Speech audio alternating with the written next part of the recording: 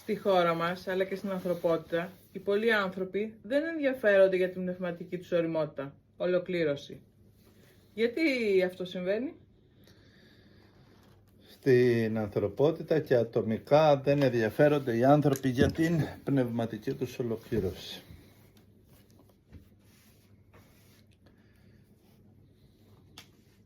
Ναι. Εμείς οι άνθρωποι είμαστε όντα της άγνοιας και είμαστε οντότητες που παραλαμβάνουμε πράγματα και σαν να παίρνουμε μία σκητάλη, τη σκητάλη της ζωής, και σύμφωνα με αυτά που παραλάβαμε, με αυτά καταλαβαίνουμε, με αυτά εργαζόμαστε για να εξελιχθούμε είτε σε επίπεδο ατομικό είτε σε επίπεδο παγκόσμιο και συλλογικό, στη συνύπαρξη δηλαδή. Με αυτά που παραλαμβάνουμε και μέσα μας και γύρω μας, προσπαθούμε να κάνουμε τη ζωή καλύτερη και με αυτά άλλοτε αποτυχαίνουμε, άλλοτε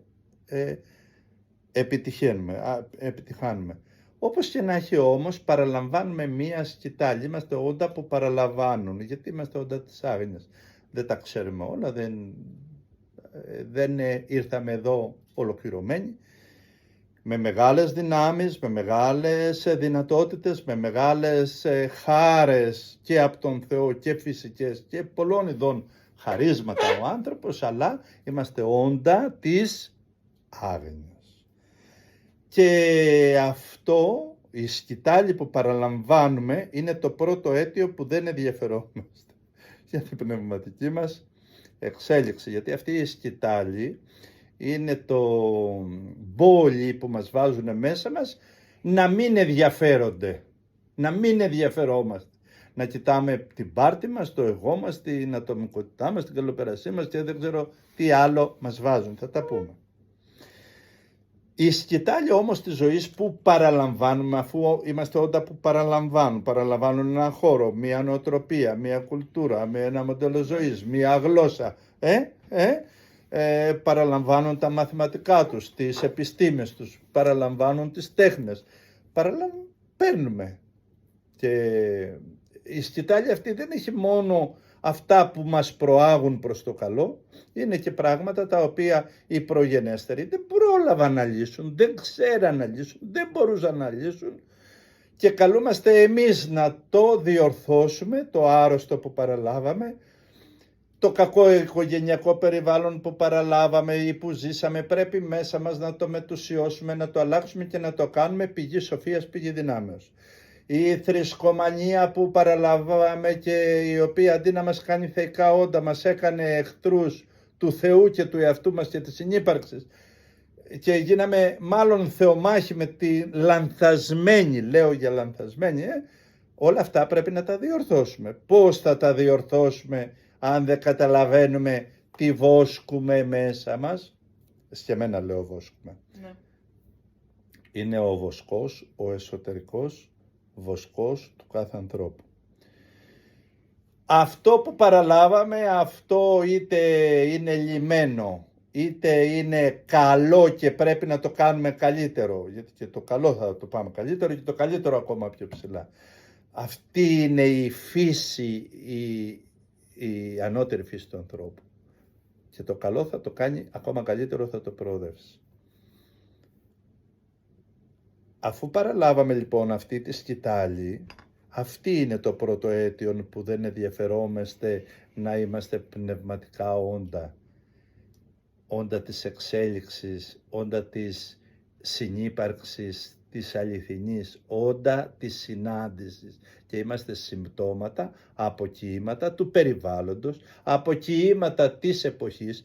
Είμαστε πολλοί από εμάς δυστυχώς εκτρώματα της κοινωνικής κουλτούρας που βρεθήκαμε, της εποχής, της νοοτροπίας, των αναγκών, όχι απαραίτητα με κακή πρόθεση, αλλά αυτό μας συνέβη.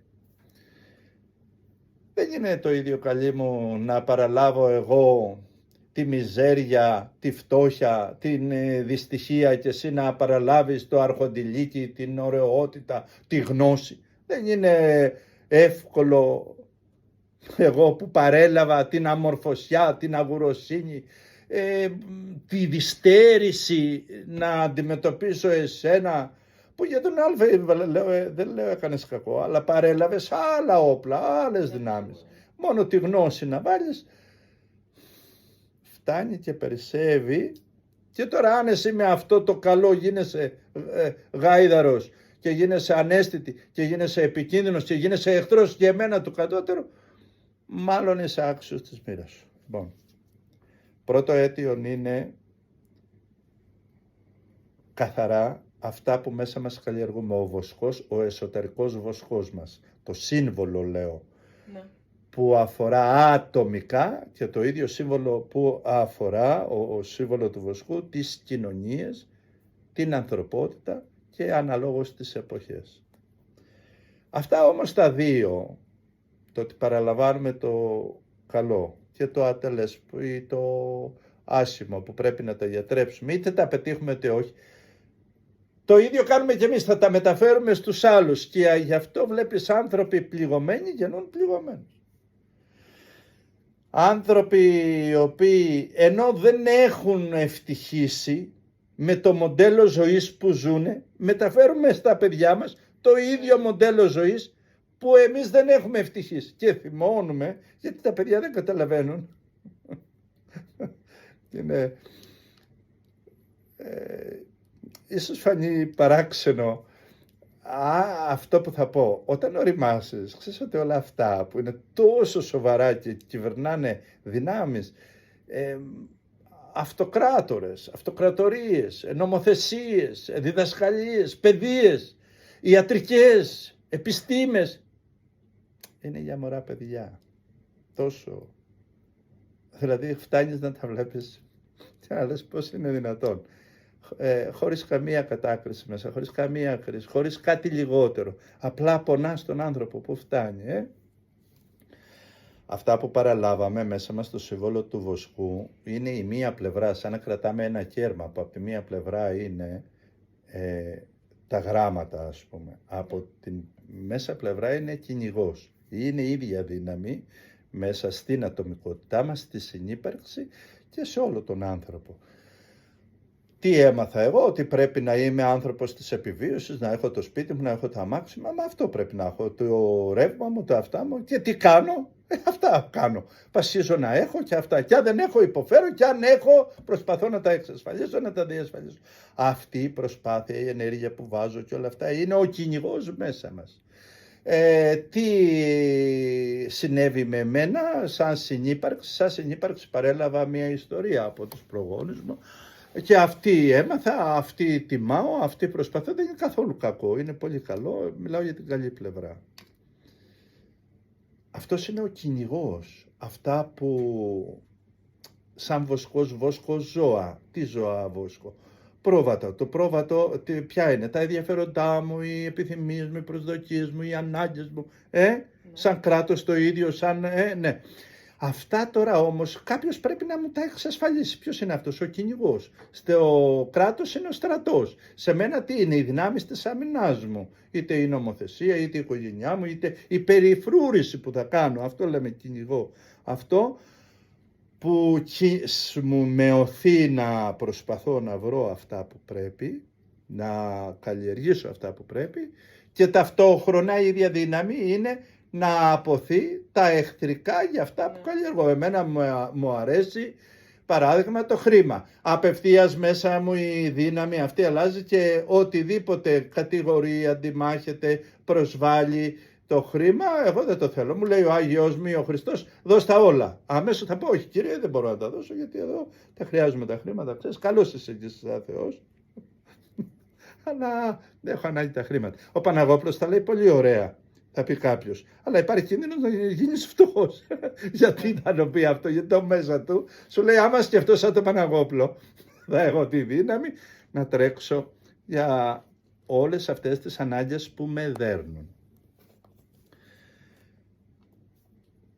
Ο κυνηγός λοιπόν, αυτά που κυνηγάμε, που είναι μεγάλες δυνάμεις και ατομικά και σαν συνύπαρξη, είναι το αίτιον να μην μπορούμε πια να ενδιαφερόμαστε για την πνευματική μας αναγέννηση και κατάρτιση.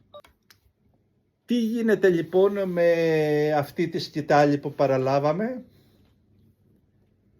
Θα επικαλεστώ την προσοχή των ακροατών μας και τη δική σου για να διαβάσω λίγο από το βιβλίο που είναι οι δυνάμεις τότε που τους έγραφα με πολύ προσοχή και ιδιαίτερο τρόπο, να τις πούμε ακριβώς ώστε οι άνθρωποι που θα μας ακούσουν να ωφεληθούν.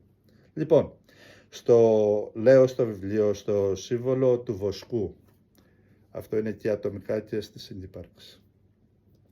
Εντάσσονται όλες οι δυνάμεις του ανθρώπου που βόσκουν μέσα του, στον άνθρωπο, όλα όσα ο άνθρωπος διψά. Είναι το σύμβολο του βοσκού. Στο σύμβολο λοιπόν τάσσονται η δύναμη της λογικής του, η δύναμη των επιθυμιών, η δύναμη των προθέσεων, η δύναμη των ονείρων του, όλος ο γνωστός κόσμος, οι επιλογές του, μέρος των θέλησεών του, όχι θέλησή του, μέρος των θέλησεών, οι προσδοκίες του, αυτά που αγαπάει, οι αγάπες του, τρομακτική δύναμη. Αγαπάει ο άλλος την απάτη. Θα σκέφτεται την απάτη. Θα επιδιώκει την απάτη. Δεν είναι, λέμε τη βόσκει μέσα του, βόσκει αυτό. Του μιλάς για εντιμότητα. Ο κυνηγός μέσα του αντιμάχεται αυτό. Τι λες τώρα, εκεί θα καταντήσουμε. Να είμαστε τίμοι. Θα το σκέφτεται σαν φυσιολογικό, Ναι, ωραία. Η δύναμη της αγάπης. Αυτά που αγαπά. Η δύναμη της δεκτικότητάς του. Τι δέχεται, γιατί απορρίπτει. Όταν εγώ μέσα μου καλλιεργώ το εγωισμό μου, την ατομικότητά μου, την καλοπέρασή μου, δεν μου μένει χώρος να αφήσω ευαισθησίες, τι κάνει ο άλλος και πόσο υποφέρει ο άλλος και τι δουλειά έχω εγώ, ας πάει να τα βγάλει πέρα. Αν μπορώ θα τον βοηθήσω, κατάλαβες τώρα. Ναι. Λοιπόν, ο κόσμος των αναγκών του, κοίταξε, οι ανάγκες είναι μεγάλη τυραννή. Έχουμε ανάγκες οι άνθρωποι, φυσικές, πνευματικές, υλικές, γνώσους, μορφώσους, πολλές ανάγκες και πολλών ειδών ανάγκες. Όλα αυτά τα βόσκουμε μέσα μας, καλούμαστε εμείς κάτι να κάνουμε με αυτά. Η λατρεία που ανήκει στο χώρο της λογικής συνείδησης. Κοίταξε κάτι πολύ μεγάλο που ανήκει στο βοσκό. Είναι η λογική λατρεία. Δεν μπορεί να λατρεύεις μόνο εκ καρδιάς, θα υπάρχει και μια λογική λατρεία. Είναι σημαντικό αυτό. Και αν κάποιος δεν λατρεύει, είναι άθεος ή δεν ενδιαφέρεται, νομίζει, γιατί ο πρώτος έρωτας μέσα του, η πρώτη μεγάλη του αγάπη, θα δεις πιο κάτω ότι είναι λατρευτική, θέλει δεν θέλει. Δηλαδή η πίστη ότι δεν υπάρχει τίποτε είναι πίστη, ανεξάρτητα πλέον. Είναι πίστη, είναι δύναμη πίστεως. Η δύναμη του ερωτισμού του. Κοίταξε πόσο δυνατά πράγματα λέει στο σύμβολο εδώ που συζητάμε του βοσκού. Παραλάβαμε ένα ερωτισμό γεμάτο ακροτηριασμούς. Μία σεξουαλικότητα που μας προσβάλλει, μας ντροπιάζει, δεν μας ικανοποιεί. Σήμερα η δεύτερη πηγή δυστυχίας στην ανθρωπότητα είναι η σεξουαλικότητα. Μόνο το εμπόριο, το αισχρό εμπόριο και η κακή διαχείριση, οι δυνάμεις που εκμεταλλεύονται τις σεξουαλικές δυνάμεις των νέων μας και των μεγάλων μας και του κόσμου μας, είναι δυνάμεις εμπορικές, ύποπτες, κατώτερες. Και όμως αυτές έχουν μεγαλύτερο κύρος και μεγαλύτερη εξουσία, γιατί έχουν είτε με το καλό τρόπο, ας πούμε, μέρος καλού, είτε με τον πονηρό τρόπο εκμεταλλεύονται τις δυνάμεις της σεξουαλικότητας. Και οι άνθρωποι βλέπουμε να είναι πληγωμένοι από τα σεξουαλικά τους. Οικονομικά, σεξουαλικά και γύρω είναι οι τρεις πηγές δυστυχίας σήμερα στον πλανήτη, πολύ δυνατές οι μεγαλύτερες. Οι νόμοι του υποσυνειδήτου, η δύναμη της φαντασίας του. Αν η φαντασία σου σε καταστρέφει, αν η φαντασία σου πιάνει πράγματα άσχημα, αν η φαντασία σου ποιος θα σε γλιτώσει? Όταν έχει μάθει η φαντασία σου να σκέπτεται άσχημα, είναι μέρος του βοσκού σου αυτά. Οι ορισμοί που έχεις δεχτεί μέσα σου, οι εικόνες που διαπλάθουν το γίγνεσθέ σου, οι εσωτερικές σου εικόνες, ναι, αλλά τις εσωτερικές εικόνες του κάθε ανθρώπου, που πλάθουν την ύπαρξή του, το γίγνεσθε. πώς θα τις ξέρει ένα παιδάκι των 7, των 10, των 20 που ακόμα δεν του έχουμε μιλήσει ποτέ για το λόγο και αυτά που θα γεννηθούν μέσα του. Όταν οι ίδιοι οι δασκαλοί του είναι γεννημένοι από λανθασμένες εικόνες, από λανθασμένες αντιλήψεις, από άρρωστο λόγο που δεν το γνωρίζουν. Θα σας πω για τον μεγάλο δάσκαλο που πήγε στον Χριστό και το είπε ο Χριστός, πρέπει να γεννηθείς άνωθεν από ανώτερο λόγο. Και λέει εκείνος, πώς θα ξαναγεννηθώ, θα μπω στην κοιλιά της μάνας μου πάλι, εγώ είμαι μεγάλος άνθρωπος.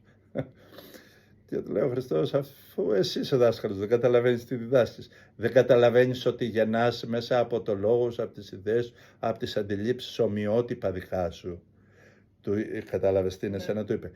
Εσύ είσαι δάσκαλος και δεν τα καταλαβαίνεις αυτά, λέει, και στην κοιλιά της μάνας σου και να ξαναγεννιώσουν. Δεν θα δεχόσουν μέσα ένα λόγο. Αυτός ο λόγος δεν θα γίνανε για αντιλήψεις, πίστης, προκαταλήψεις, ιδέες, ναι, όχι. Ναι. Ο λόγος δεν θα σε καθόριζε. Και εκεί είχαν μια πολύ σοβαρή συζήτηση που λέμε εδώ, ότι οι εικόνες που διαπλάθουν το γίγνεσθε, αυτό που θα γίνει, τα όνειρά σου, τα οράματά σου, η υποχρέωση όλων των δυνάμεων να πλάθουν τον εαυτό τους σύμφωνα με αυτά που ο βοσκός μέσα.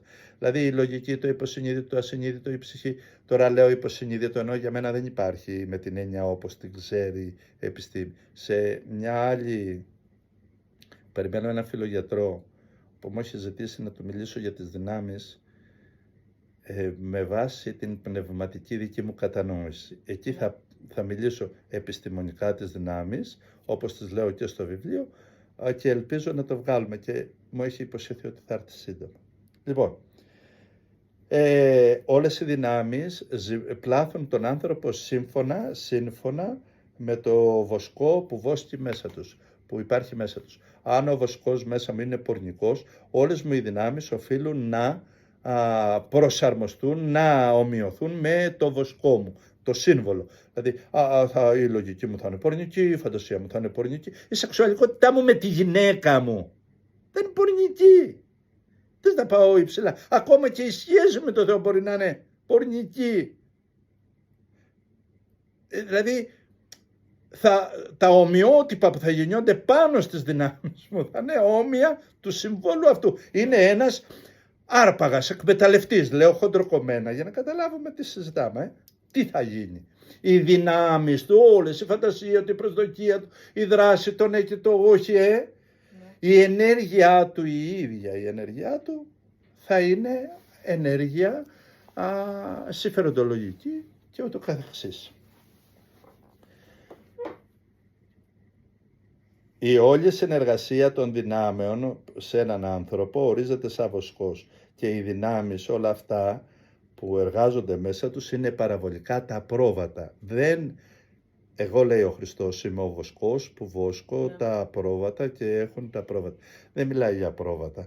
Και γιατί προτίμησε να πει ο Χριστός εγώ είμαι ο βοσκός, και έχει σημασία που αναφέρω τον Χριστό εδώ, διότι ο Χριστός μόνος προσωπικά είπε εγώ είμαι ο αληθινός βοσκός που ήρθε και όλοι όσοι ήρθαν πριν από εμένα ή μετά από εμένα, λέει τι είναι κλέφτες και άρπαγες, διότι εγώ λέει είμαι ο αληθινός άρτος για να φάνε τα πρόβατα. Δεν εννοεί τα πρόβατα, αλλά το σύμβολο ολόκληρο μέσα μας, για όποιον ενδιαφέρεται για τη σωτηρία, για την πνευματική προκοπή.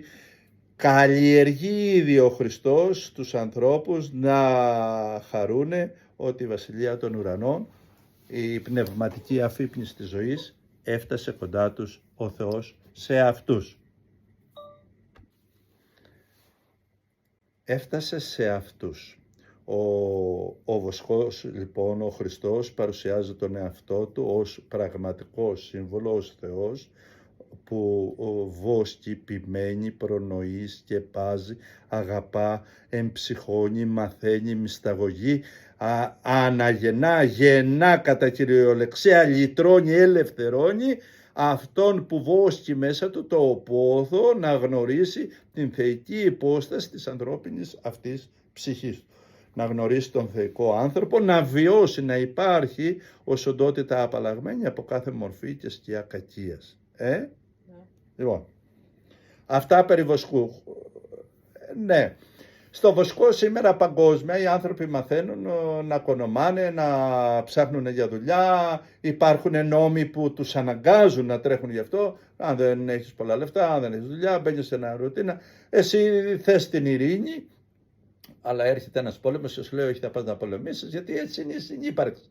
Η ατομικότητα και η συνύπαρξη έχουν βοσκούς πολύ διαφορετικούς, αλλά κανείς δεν μπορεί να ξεφύγει από το σύμβολό του που μέσα του φέρνει, που στο περιβάλλον του υποχρεωτικά θα υπακούσει ή τέλος πάντων θα συγκρουστεί ή θα συμφωνήσει, και από την εποχή του και από την ιστορία του. Το σύμβολο του βοσκού, όλα τα σύμβολα καταλύονται στο πρόσωπο του Χριστού, όταν ο άνθρωπος θα φύγει από την πνευματική νέκρωση και θα μπει σε τροχιά πνευματικής αναγέννησης. Πάμε τώρα στο δεύτερο.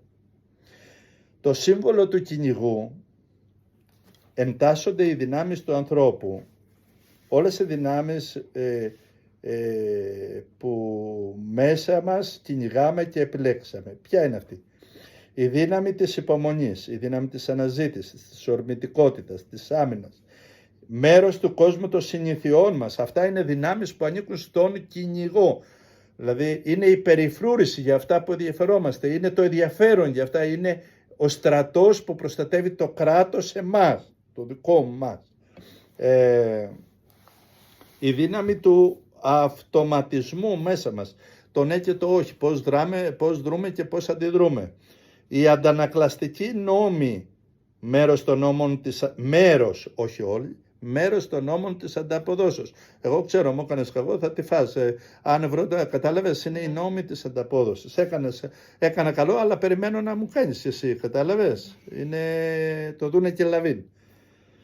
Οι αισθήσεις του κινδύνου συνθέτουν ένα μικρό μέρος από τη δύναμη του κυνηγού, τόσο ατομικά όσο και στην συνύπαρξη. Στην συνύπαρξη η δύναμη του κυνηγού για ένα κράτος είναι ο στρατός του, είναι οι νόμοι του, είναι η δύναμη του κυνηγού του, η δύναμη που περιφρουρεί αυτά που είπε να βόσκει. Είναι νόμοι αυτοί. Δεν γίνεται να φύγει. Ένας Άγιος το ίδιο κάνει.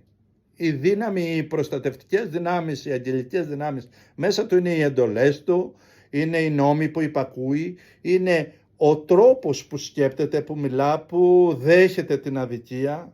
Δεν εννοείται ένας σοφός άνθρωπος να μην μπορεί να αντέξει μια αδικία ή ένα εμπεγμό. Αυτά δεν είναι τίποτα. Κατάλαβες, ενώ ένας άλλος, ας πούμε λαϊκός, με το που θα τον αδικήσεις μπορεί να πάθει ζημιά ο ίδιος. Ενώ εσύ έχεις κάνει βλακεία. Ναι. Κατάλαβες. Αυτός κάνει μεγαλύτερη βλακεία γιατί οι δυνάμεις του είναι έτσι. Στη δύναμη του κυνηγού υπάρχει μέσα σε όλες τις ανθρώπινες δυνάμεις, δίνοντας έτσι στον άνθρωπο τη δυνατότητα πρώτον να διατηρεί αυτά που πέτυχε μέχρι τώρα στο κυνήγι του, δηλαδή στην προσπάθεια της ζωής, και δεύτερον να συνεχίσει να κυνηγάει όλα αυτά που τον ενδιαφέρουν, δηλαδή να συνεχίζει τη ζωή του και κάθε προσπάθεια που οφείλει να κάνει για αυτά που θέλει, που επιθυμεί, που προσδοκεί. Και τρίτον, να αρνείται, να απομακρύνει και να φωνεύει όλα εκείνα τα ξένα, τα αδιάφορα, τα εχθρικά, τα επικίνδυνα για τη δύναμη της προσωπικής του ζωής, είτε σαν ατομικότητα, είτε σαν κράτος, είτε σαν ανθρωπότητα. Ο κάθε άνθρωπος στη διάρκεια της ζωής του διψά είτε για υλικά πράγματα, είτε για πνευματικά αγαθά, είτε για μικρές, είτε για σημαντικές δυνάμεις, είτε για ασήμαντες, είτε για μεγάλες, πολύ μεγάλες δυνάμεις. Διψά άλλοτε τα λίγα και τα αναγκαία, διψά άλλοτε τα πολλά και τα άχρηστα. Αλλά άλλοτε με μεγάλη ορμή τα διψάει, άλλοτε με μικρή. Άλλοτε τα καλά και άλλοτε τα άσημα. Αυτά για τα οποία ο άνθρωπος διψά είναι παραβολικά τα θυράματα που ο κυνηγός κυνηγάει ή διαφορετικά η δύναμη του εσωτερικού μας κυνηγού. διψάω παράδειγμα την επιτυχία και τρέχω μέσα στην επιτυχία και προσπαθώ για την επιτυχία, διψάω τη δόξα, έχω δοξομανία και με ενδιαφέρει και πού θα γίνει αυτό και πώς θα με αναγνωρίσουν και συνεχώς κυνηγάω. Πρόσεξε όμως κάτι. Αυτό που κυνηγάς, αυτό που βόσκεις, εκεί αναλοχεύει τους κινδύνους. Πας προς τον θεϊκό άνθρωπο και λέει ο μεγάλος Δαβίδ, στο δρόμο που πήγαινα σαν ελάφι διψασμένο που διψάω την αγάπη του Θεού, εχθροί πολλοί. Εκεί η ανασφάλεια, η αφιβολία, ο παίγμος του άλλου, ο ροφιάνος, ο έτσο, Ναι. εκεί ήταν στη διαδρομή. Τι διψάω εγώ, την επιτυχία, την οικονομική? Στη διαδρομή θα μπουν οι εχθροί που μπορεί να είναι ομοιότυπα δικά μου που διψάω. Αυτά όποιος τα κατανοήσει θα πάρει μεγάλο πλάτος μέσα του, μεγάλη πνευματική ξεκούραση και μόνο η κατανόηση είναι ικανή να αφήσει πίσω του όλο το τραυματισμένο εαυτό του και να στραφεί προς τη ζωή και να πάρει ένα καινούριο φως. Όταν καταλάβει ότι βόσκει βλακίες, όταν καταλάβει ότι όλα αυτά δεν είναι τίποτα, χάνει το χρόνο της ζωής άδικα. Ξοδεύεται σε πράγματα, καταστρέφεται σε πράγματα, φύρεται μέσα σε εμείς κακίες, δηλαδή πώς το κάνεις αυτό στον εαυτό σου, θα έρθει τη στιγμή που θα λες, τα έκανα αυτά, τον εαυτό μου γίνεται αυτό. Λοιπόν, και τώρα είπαμε σαν ένα κέρμα, η μία πλευρά είναι ο βοσκός και η άλλη είναι ο κυνηγός. Τώρα το κέρμα είναι, πάμε σε μία τρίτη βάση, την πιο μεγάλη βάση της ανθρώπινης υπόστασης για να βρούμε αυτό που είπαμε, την πνευματική μας αξία. Η πνευματική αξία είτε ενδιαφέρεσαι είτε δεν ενδιαφέρεσαι είναι μία.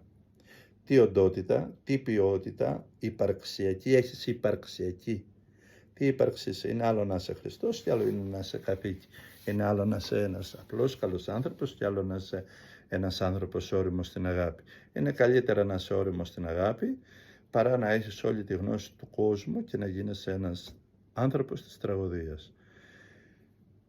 Μιλάω για τον εσωτερικό προσκυνητή που ο κάθε άνθρωπος έχει μέσα, το λάτρη της ψυχής του. Τι είναι λοιπόν αυτός? Τι είναι ο λάτρης της ψυχής μας? Είναι ο εσωτερικός μας ιερέας. Είναι το ανώτερο συστατικό της ψυχής μας. Είναι, γιατί άλλο αγαπάω, άλλο λατρεύω. Αγαπάω τα χρήματα, αλλά δεν φαντάζομαι κάποιος να τα προσκυνάει και όλα σαν Θεό. Χρήμα σημαίνει χρήζω. Χρησιμοποιώ, όχι χρησιμοποιούμε. Ναι, αλλά για να το χρησιμοποιήσω πρέπει να το έχω. Αλλιώς χρησιμοποιούμε. Τέλος πάντων, όπως και να είναι το πράγμα, πολλοί άνθρωποι αυτό που αγαπάνε βρίσκονται, ή αυτό που έχουν ανάγκη, βρίσκονται να το θεοποιούν μέσα τους. Ναι. Με αποτέλεσμα να πέφτουν έξω και να παραμορφώνεται όλος ο κύκλος της ζωής. Τρίτο σύμβολο είναι το σύμβολο της αξίας του βοσκού και του κυνηγού μέσα σου. Έτσι, αν ο βοσκός μέσα σου βόσκει κατώτερα πράγματα, ο κυνηγός θα κυνηγάει τα κατώτερα ή τα υλικά ή τα φυσικά. Με αποτέλεσμα πώς θα γνωρίσεις το θείο όν που υπάρχει μέσα σου. Και γι' αυτό δεν σε ενδιαφέρει κιόλας. Και δεν είναι παράξενο που δεν σε ενδιαφέρει. Ξαναλέω όμως ότι αυτά τα τρία σύμβολα έχουν να κάνουν πολύ στενά με την παρουσία και τη διδασκαλία του Χριστού, όπου η παρουσία και η διδασκαλία του Χριστού καταστρέφει, ελευθερώνει μάλλον τον άνθρωπο, όχι καταστρέφει, ελευθερώνει τον άνθρωπο από όλα τα σύμβολα που τον δένουν, που τον προσδένουν, που τον κρατάνε τον άνθρωπο πίσω από το πνευματικό ωραίο όν που ο Θεός έπλασε και ζει ο άνθρωπος σαν χαμηλό και ταλαιπωρό. Ο προσκυνητής. Στο σύμβολο του προσκυνητή εντάσσεται όλη η ψυχοσωματική οντότητα του ανθρώπου. Όλο το ανθρώπινο είναι, όποια και αν είναι αυτή, είτε καλή είτε κακή. Η ψυχή και οι δυνάμεις θα παραδώσουν τον εαυτό τους, θα παραδώσει δηλαδή η ψυχή όλη τη δύναμή της όταν βγει από το σώμα στην εσωτερική σου ποιότητα και θα κλειδώσει μέσα εκεί. Ένας κακός άνθρωπος όσο είναι εδώ έχει ακόμα αναπνοή. Βγήκε έξω, αυτόματα η ψυχή θα εισέλθει στην ποιότητά του και αν είναι κακός θα κλειδώσει η ψυχή μέσα εκεί, στο προσωπικό του σκοτάδι, στην προσωπική του ποιότητα. Είναι ο πρώτος προσωπικός μας παράδεισος ή η πρώτη προσωπική μας κόλαση, αν είναι κατώτερης ποιότητας. Ναι. Λοιπόν, η ποιότητα του ανθρώπινου είναι, χαρακτηρίζει και οριοθετεί τη δύναμη του προσκυνητή και αναδεικνύει τον προσκυνητή μας ανώτερο λάτρη ή βέβηλο της ορθής λατρείας. Συμβαίνει σε πολλούς ανθρώπους, αυτά που βόσκουν μέσα τους, αυτά τα κυνηγούν και συνεχώς είτε από άγνοια είτε από άλλες δυνάμεις πιάνονται να τα προσκυνούν.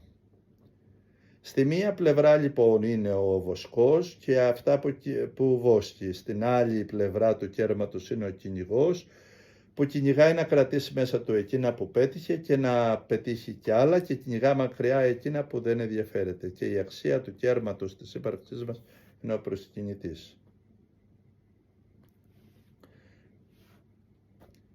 Λοιπόν, κάποιος άνθρωπος βόσκει μέσα την ανάγκη για διάκριση, για δόξα, για τιμές, για επένους. Τότε θα τον δεις να δαπανά όλο το χρόνο της ζωής του, κυνηγώντας τη δόξα, τις τιμές, τους επένους και πολλές φορές φτάνει να τα προσκυνά. Αυτά είναι τα τρία σύμβολα και αυτά, αφού είμαστε οντότητες που παραλαμβάνουμε τη σκητάλη της ζωής, με αυτά τα τρία σύμβολα μας δένουν, όχι πονηρά, όχι απαραίτητα, δεν το έκαναν πριν από εμάς για να είμαστε εμείς δούλοι της δικής τους μιζέριας. Αυτό είχαν, αυτό πρόσφεραν, αυτό μπορούσαν, αυτό μετέδωσαν. Ναι, μέσα σε αυτά όμως υπάρχουν και ανώτερα πράγματα. Ένας Σοκράτης δεν το έκανε αυτό, ένας Πλάτωνας δεν το έκανε αυτό, ένας Ιησούς δεν το έκανε αυτό, οι Απόστολοι δεν το έκαναν αυτό, ένας Άγιος δεν το κάνει αυτό.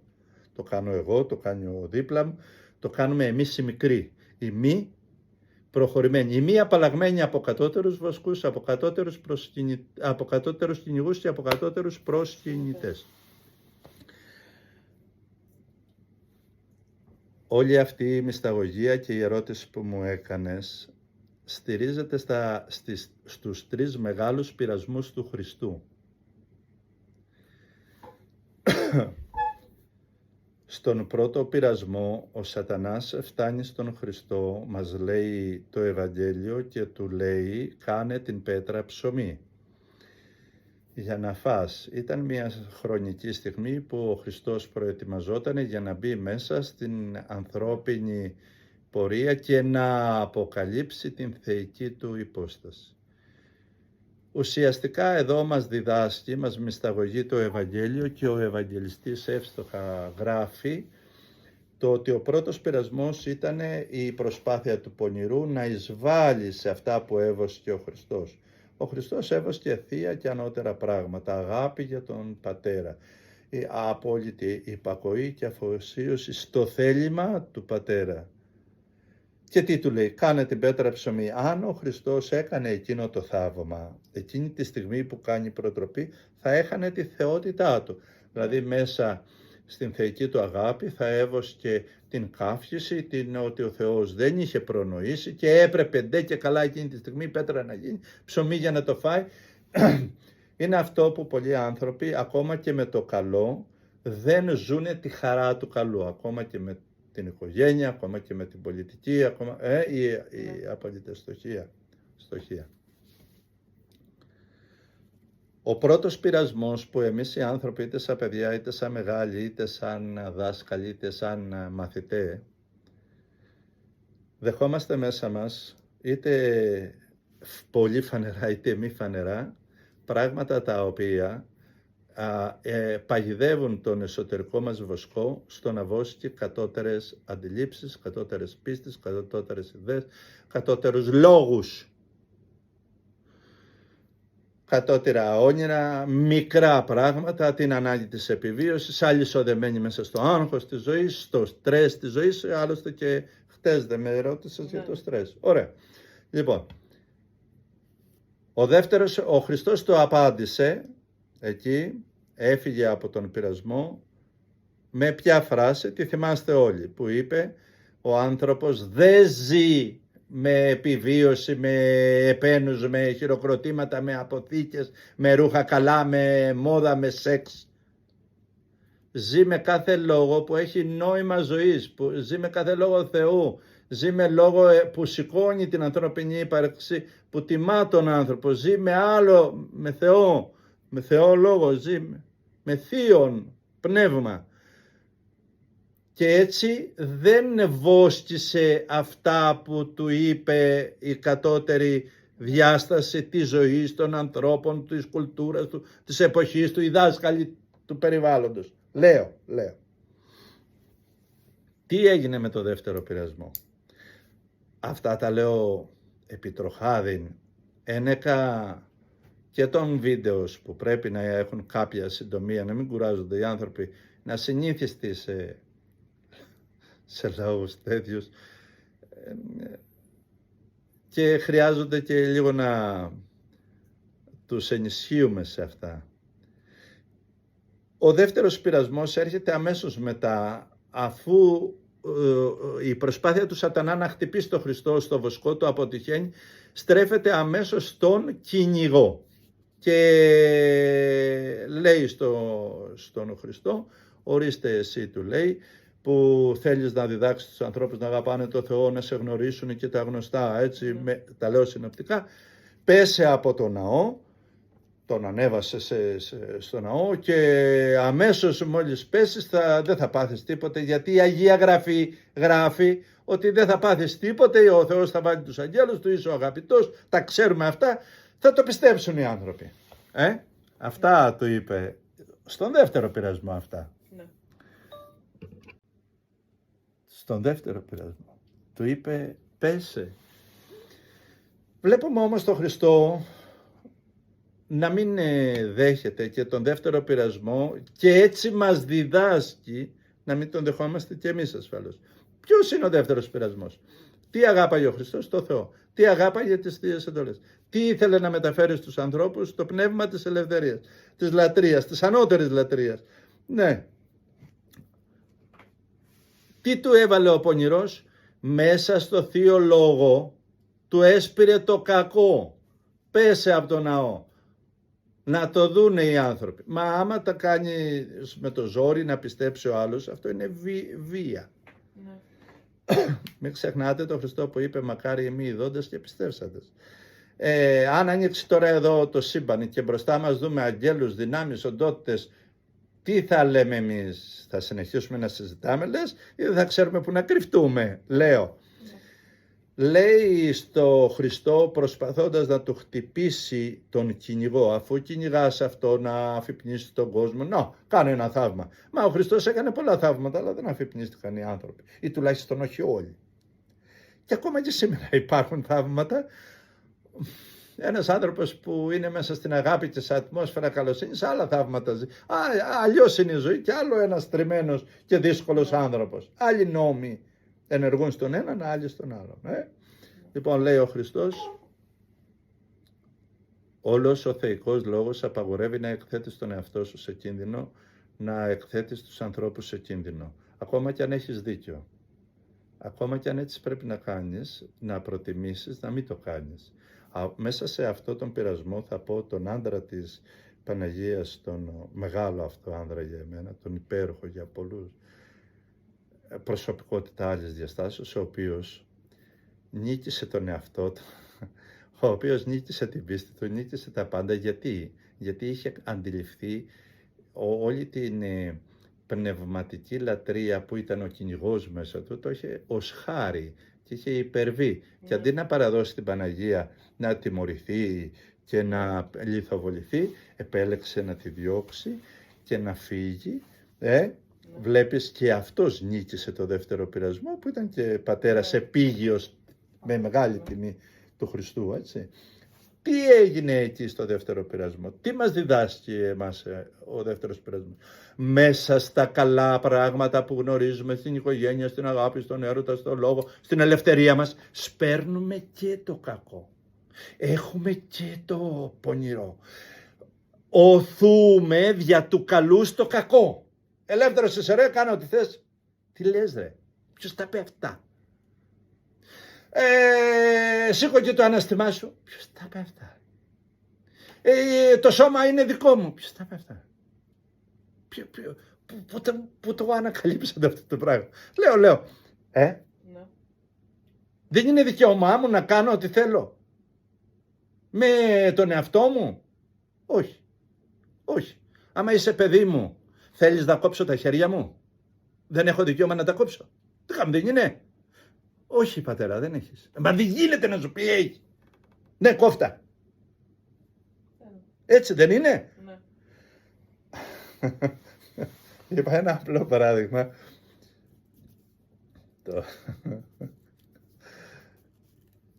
Όταν είχα μωρά τα παιδιά, έπεσε η μικρή μου κόρη και χτύπησε και έλεγα εγώ πονάω και κράταγα το χέρι μου που υποτίθεται ότι είχε χτύπησε εκείνη και απορριμμένο ήταν 4-5 ετών. Λέει μα εγώ χτύπησα. Ναι, αλλά εγώ πονάω, ισχυριζόμουν εγώ. Λέει τι γίνεται, μα πονάς, εγώ χτύπησα. Λέω να στο δείξω. Και παίρνω ένα μεγάλο σφυρίτι, ήταν αυτό κάποτε. Το σηκώνω, λέω θα χτυπήσω τα χέρια μου. Όχι λέει. Λέω γιατί? Και μου λέει με νόημα, το είχε καταλάβει. Ναι. Θα πονέσω. Ωραίο, Λοιπόν, ο δεύτερος πειρασμός του Χριστού είναι η ικανότητα να αποφεύγει ο άνθρωπος και να πειράζει σαν δαίμονας τους ανθρώπους που κινούνται στην θεϊκή τροχιά και σε κάθε τι καλό, αλλά και ο ίδιος να μην δέχεται τέτοιου είδους πειρασμό, γιατί είπε ο Χριστός απαγορεύεται, είπε να εκθέτεις τον εαυτό σου σε κίνδυνο για τάχα να αποδείξεις. Όταν είσαι άνθρωπος της αρετής, όταν είσαι άνθρωπος του καλού, δεν χρειάζεται ούτε να το διαλαλείς, ούτε να το διατυμπανίζεις, ούτε καν να το υπερασπίζεσαι. Δεν χρειάζεται. Θα σου το δείξω και με ένα άλλο παράδειγμα. Ένας αθώος κατηγορείται ότι σκότωσε, αλλά δεν έχει σκοτώσει. Μπαίνει στη φυλακή και είναι φυλακισμένος. Εκεί στη φυλακή τον αδίκησαν. Αλλά μέσα στην ψυχή του ξέρει ότι δεν το έχει κάνει. Αυτό θα τον κρατάει μακριά από το μαρασμό, μακριά από τη μελαγχολία, μακριά από το δαίμονα που πείραξε τον Χριστό. Εάν εκεί έρθει ο λογισμός, έρθει η σκέψη, έρθει η πικρία ότι να, σου την κάνανε οι δικοί σου, σε βάλανε αθώο στη φυλακή και μπερδέψει τον εαυτό του με πράξεις, ενέργειες, επιθυμίες, προσδοκίες άλλων, τότε θα δηλητηριαστεί και θα είναι αυτός και στη φυλακή και μέσα του μαραζωμένος, δηλαδή θα έχει γίνει πιο κακός αυτός στον εαυτό του από ό,τι άλλοι. Έχεις δει τους νέους μας και τις νέες που λένε αχ δεν με αγάπησε ο τάδε και δεν με πρόσεξε κανένας, αυτός είναι εγωισμός, είναι ο δεύτερος πειρασμός και δεν μου φέρθηκε καλά η μαμά μου και αυτά τα γνωστά και ο εραστής μου. Αυτά είναι ο δεύτερος πειρασμός. Με αποτέλεσμα, αυτός έκανε ένα κακό, αλλά εσύ κάνεις χειρότερο κακό, πιο μεγάλο από αυτόν που σου είπε δεν σε θέλω. Έτσι. Και τρίτος πειρασμός στο Χριστό, τα λέω έτσι κάπως σύντομα, για το αργά της ώρας και να μην κουράσουμε και τον κόσμο μας, είναι ο προσκυνητής. Ο Σατανάς παραλαμβάνει τον Χριστό, τον πάει σε ένα μεγάλο μέρος ψηλό και του λέει, του δείχνει τη γη, όλα τα βασίλεια και του λέει, ορίστε όλα θα στα δώσω. Αυτή η γη είναι κάτι της αμαρτίας, της βλακείας, του τρόπου που ζει, τον αθεισμό που τον δέρνει, την βαριά σχέση του με το Θεό που έχει, γιατί και ο Θεός το παραδέχτηκε ότι αυτοί με τιμάνε με το στόμα αλλά η καρδιά τους δεν είναι τα γνωστά. Θα στη δώσω όλη, λέει. Θα στη δώσω όλη. Αν πέσεις να με προσκυνήσεις. Τι του ζητάει? Τον προσκυνητή. Όταν σου πάρει τον προσκυνητή, έχει κερδίσει όλη στην ψυχή, όλη στην ύπαρξη. Έχει πάρει. Ποιος θα σε λυτρώσει αν ο προσκυνητής σου προσκυνάει το εγώ σου? Ποιος θα σε λυτρώσει εσένα, θα σε γλιτώσει αν ο προσκυνητής της ψυχής σου προσκυνάει τις ανάγκες της ζωής? Ποιος θα σε γλιτώσει αν ο προσκυνητής σου εσένα, τη στιγμή που έχεις από την αγάπη σου αγαπήσει τόσο πολύ έναν άνδρα, μια γυναίκα και καλά κάνεις, μπράβο σου να το ξανακάνεις και σε προδώσει ή σε διώξει ή δεν σε θέλει ή δεν σε καταλάβει ή λέει, αυτός το λέει ότι εσύ δεν είσαι εντάξει, όταν μέσα από την αγάπη σου, αντί να το αγαπάς, το προσκυνάς, θα χαθείς, θα είναι άδικο. Ποιος θα σε γλιτώσει το προσκυνητή σου από τον βοσκό που σου έβαλε η κοινωνία, που σου έβαλαν τα γονίδια σου, που σου έβαλε η κληρονομικότητά σου, που σου έβαλαν οι αντιλήψεις, που σου έβαλαν οι πίστες, που σου έβαλαν οι θρησκείες? Ποιος θα σε γλιτώσει? Λοιπόν, μόνο ένας μπορεί να τα σπάσει αυτά, στο πρόσωπο του Χριστού, οι τρεις πειρασμοί. Ο Χριστός εκεί του λέει, δεν σε ζήτησε. Είπαγε πίσω μου Σατανά, Κύριο το Θεό σου λατρεύσεις. Ωραία το λέμε, αλλά ξέρεις τι είναι φοβερό αυτό να πεις? Δηλαδή να πεις σε κάθε απειλή που νιώθεις μέσα σου για την επιβίωση, για τον κίνδυνο, για τις αυτές, για την οικογένειά σου, για την αρρώστια, για την υγεία, για την εκμετάλλευση, να πεις άντε από εκεί πέρα και να μην εκτεθείς και να μην πιαστείς και να μην ανακατευτείς καν με αυτό το ζήτημα της εχθρότητας, κακίας και όλων αυτών. Ο προσκυνητής του Χριστού ελεύθερος διδάσκει να μην προσκυνάμε πράγματα του κόσμου και του βοσκού μας και του κυνηγού μας, και να είναι ελεύθερος ο λάτρης της ψυχής μας στη μεγαλοσύνη του Θεού και Πατέρα. Τώρα όμως υπάρχει ένα θέμα. Ο ένας Ευαγγελιστής λέει τον πειρασμό τον τρίτο δεύτερο στη σειρά, και ο άλλος Ευαγγελιστής τον δεύτερο το λέει τρίτο. Η σειρά έχει ως εξής. Στους πολλούς ανθρώπους πρώτος είναι ο βοσκός, μετά είναι ο πειρασμός του κυνηγού και μετά είναι του λάτρη. Σε λίγο ποσοστό ανθρώπων, να μην πω νούμερα, αλλά σε λίγο. Είναι πρώτα πάλι ο βοσκός, δεύτερος είναι ο προσκυνητής και πολύ πιο πίσω είναι ο κυνηγός. Αλλάζουν οι δυνάμεις με βάση τις εσωτερικές αγάπες που έχει μέσα του, είτε αυτές είναι φανερές είτε κρυφές. Λοιπόν, καλοί μου φίλοι, η ανθρωπότητα δεν ενδιαφέρεται, γιατί ταΐστηκε να μην ενδιαφέρεται και να ενδιαφέρεται για άλλα και να φροντίζει για άλλα και να πασχίζει για άλλα. Να κυνηγάει αυτά τα άλλα, να φροντίζει αυτά τα που έμαθε, και απομακρύνεται ο άνθρωπος από τον θεϊκό ιερό όν που μέσα του ζει. Και ο λάτρης του, εσωτερικός του ιερέας, πιάνεται αντί να είναι ιερουργός ζωής, υπηρέτης στις δυνάμεις της ζωής, είναι υπηρέτης του εγώ, υπηρέτης της τραγικότητας, υπηρέτης της μικρότητάς. Γι' αυτό ο Χριστός είπε,